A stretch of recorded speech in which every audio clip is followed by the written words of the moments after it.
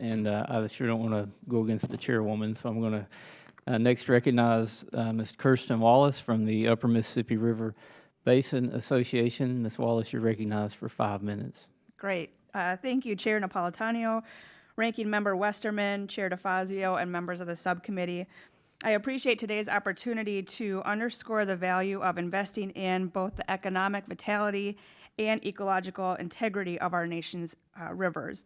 The Upper Mississippi River Basin Association was formed in 1981 by the governors of Illinois, Iowa, Minnesota, Missouri, and Wisconsin to facilitate dialogue and cooperative action and to serve as an advocate of the state's collective interests. UMRBA works closely with the U.S. Army Corps of Engineers and other federal agencies to achieve a shared commitment to integrated multi-purpose management of the Upper Mississippi River's economic and ecological uses.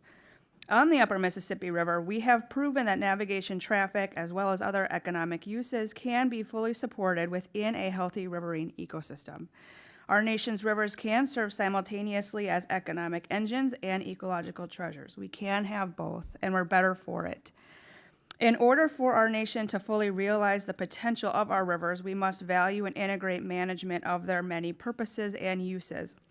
The Upper Mississippi River is a multi-billion-dollar economic engine and a treasured ecosystem abundant with fish and wildlife, generating revenues in excess of $600 billion annually and supporting over 1.86 million jobs in manufacturing, agriculture, tourism, recreation, navigation, and energy sectors. At the same time, the river provides an irreplaceable water supply source for citizens and industries throughout the Midwest. The system of locks and dams provides for the movement of low-cost goods that are essential to a strong national economy: gravel, fertilizers, and agriculture outputs, salt, and energy products.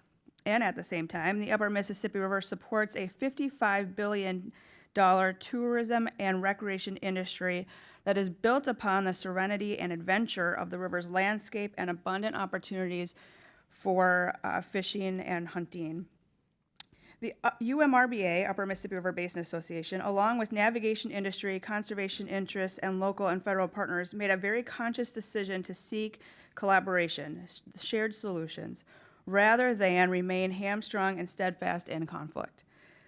There is a long history of conflict between economic and ecological interests on the Upper Mississippi River, with the most contentious time occurring in the 1970s following enactment of new laws that gave environmental interests legal standing, in particular, National Environmental Policy Act and Clean Water Act, and when the American economy was experiencing severe inflation and the value of inland waterways as a transportation system was magnified. Conflicts raged over navigation use and environmental resources on the river. Can they coexist?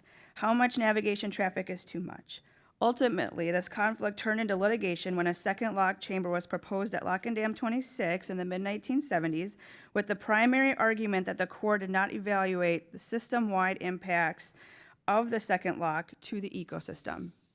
The federal court, halted Lock and Dam 26 replacement. Congress claimed it had too little information to take action and tasked UMRBA's predecessor, then federal state Upper Mississippi River Basin Commission, with resolving those contentious questions and making recommendations for how best to manage the river, balancing the demands of these competing interests. Congress said no action could be taken to increase navigation until a plan was finalized and Congress had approved it.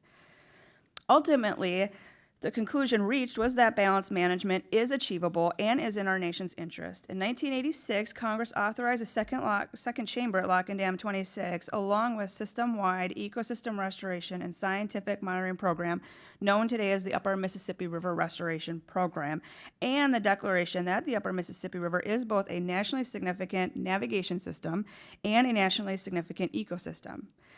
Shortly after, the navigation industry began considering modernization needs on the Upper Mississippi River at a larger scale, and then UMRBA and federal partners, navigation industry, environmental interests took that same approach to collaboration and agreed to the Navigation and Ecosystem Sustainability Program, NESP, which is a comprehensive and integrated plan for meeting current and future shipping demands, stimulating economic growth, and improving the health and resilience of the river ecosystem. NESP feasibility study was completed in 2004. Congress authorized it in 2007. It enjoys consensus among diverse stakeholders and bipartisan bicameral support among Congress, as well as a steadfast commitment by the governors of the upper Mississippi River Basin states. Reaching this commitment to integrated multi-purpose management was incredibly challenging, but it has paid tremendous dividends. We moved the region from conflict to collaboration. In doing so, we moved it from the gridlock of litigation to a whole new world of opportunity. There is far greater power in standing for something and not against it. NESP forges allegiances, allies who can give Congress a solution, a hard-fought consensus, not a problem that needs to be fixed, not a choice Congress has to make between competing interests. NESP give us solutions and a concrete path to work for. Guide wall extensions and mooring cells, lock modernization at the most congested sites on the upper Mississippi, and islands, backwater complexes, forests that are essential for a diverse and complex array of fish and wildlife species. We appreciate the committee's support of NESP and the upper Mississippi River as a nationally significant resource. Thank you. Thank you.